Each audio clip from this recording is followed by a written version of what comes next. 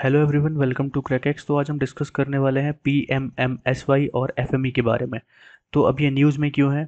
क्योंकि जैसा कि आप जानते हैं, पीएमएमएसवाई और एफएमई जो कि बजट सेशन 2019-20 में डिस्कस किया गया था, इसको लाया गया था कि हम इस योजना के बारे में डिस्कस करेंगे, इस योजना को हम आगे बढ़ाएंगे।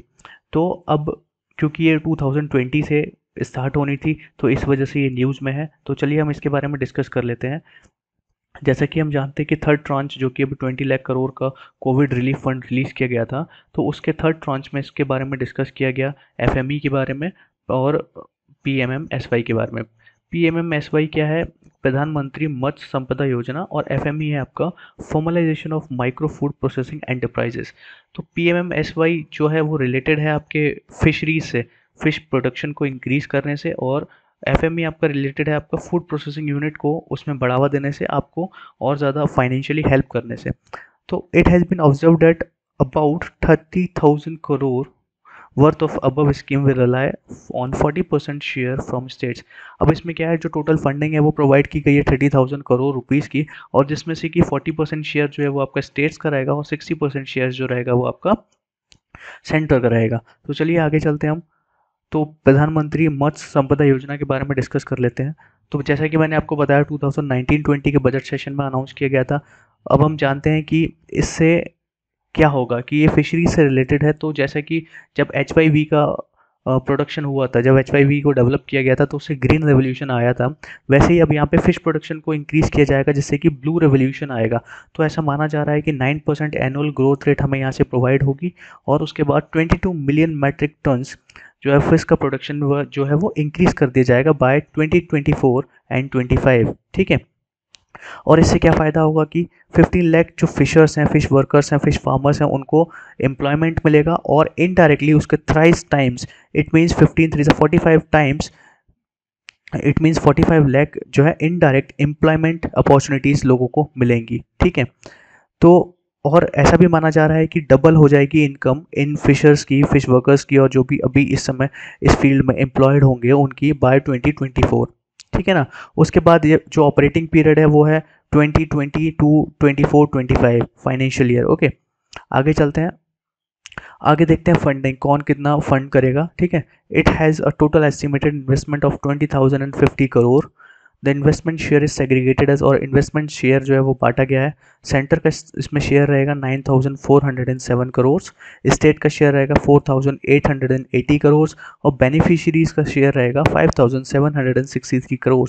बेनिफिशियरीज का शेयर होता है जो भी इस स्कीम का लाभ उठाना चाहता है, उससे एक पर्टिकुलर फीस जो है वो ली जाएगी, और जिससे कि उनको उसका लाभ मिलेगा। चलिए तो फिर अब देखते हैं इसको इम्प्लीमेंट कैसे किया जाएगा।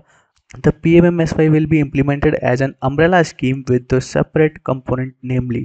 अब इसको अम्ब्रेला स्कीम के तहत जो है इम्प्लीमेंट किया जाएगा। अम्ब्रेला स्कीम का मतलब होता है कि एक ही फील्ड के अंदर जब आप बहुत सारी स्कीम्स को इम्प्लीमेंट करते हैं तो उसको हम अम्ब्रेला स्कीम बोलते हैं। चलिए तो देखते हैं नॉन बेनिफिशियरी ओरिएंटेड। जो नॉन बेनिफिशियरी ओरिएंटेड वाला जो स्टेप रहेगा उसमें जो सारी फंडिंग होगी वो सेंटर फंड करेगा, और उसके बाद बेनिफिशियरी ओरिएंटेड में क्या होगा कि 40% जो है वो सेंटर जनरल कैटेगरी वालों को प्रोवाइड करेंगे हेल्प फाइनेंशियली, और 60% जो है वो SC ST और वुमेन कैटेगरी को फंडिंग प्रोवाइड की जाएगी। ठीक है। उसके बाद आगे देखते हैं सेंट्रली स्पॉन्सर्ड स्कीम्स। अब सेंट्रली स्पॉन्सर्ड स्कीम्स में भी वही लगभग सेम है। ऑल दो सब components activities will be implemented by states, union territories। The entire project unit cost will be shared between center and state। जितना भी खर्चा आएगा वो सारा शेयर कर लिया जाएगा सेंटर और स्टेट के बीच में।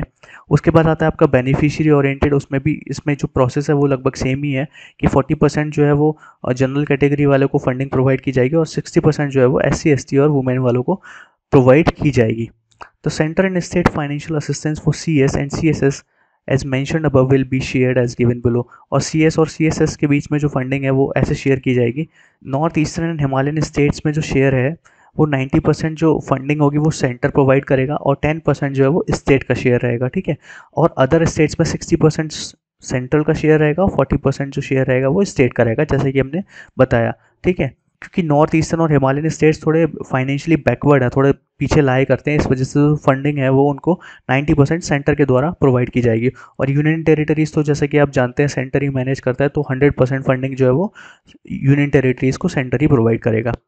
तो चलिए अब हम MFI के बारे में जान लेते हैं, ministry of food processing industries. ठीक है, अब formalisation of micro food processing, formalisation of micro food processing enterprises. अब इसमें क्या हुआ कि फॉर्मलाइजेशन कर दिया गया। इसका मतलब है कि आपको यहाँ पे फंडिंग प्रोवाइड की जाएगी, आपको लोन प्रोवाइड किया जाएगा, जिससे कि माइक्रो एंटरप्राइजेस का जो है वो डेवलपमेंट हो सके। तो इसके बारे में डिस्कस कर लेते हैं। अब इसका एम क्या है?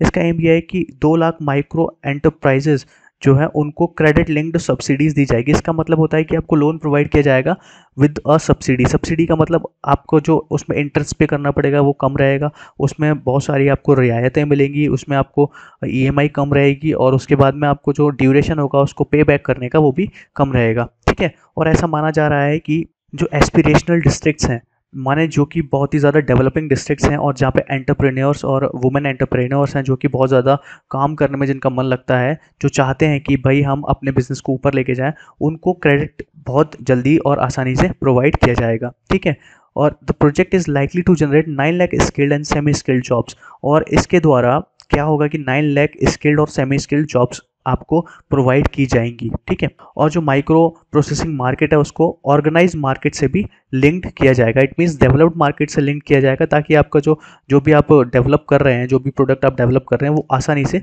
बहुत आसानी से सेल हो सके। ठीक है, उसके बाद अब इसके फीचर्स देख लेते हैं हम। It is a centrally sponsored scheme, क्योंकि सेंटर इसको स्पॉन्सर कर रहा है ना, on all India basis with N outlay of 10,000 crore.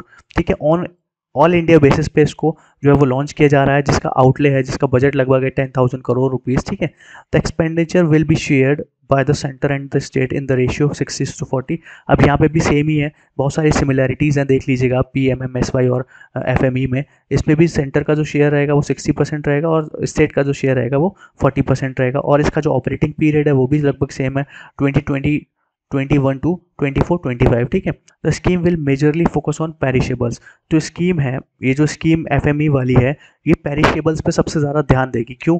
क्योंकि पेरिशेबल्स का मतलब है यहाँ पे जो कंपनीज हैं, जो FMEs हैं, वो बंद होने वाली हैं, उनको ज़्यादा क्रेडिट फैसिलिटीज़ दी जाएगी, ताकि वो वापस से अपने ट्रैक पे आ जाएं और अच्छे से काम करना स्टार्ट कर दें फिर से। ठीक है, और इसको मैनेज कौन करेगा?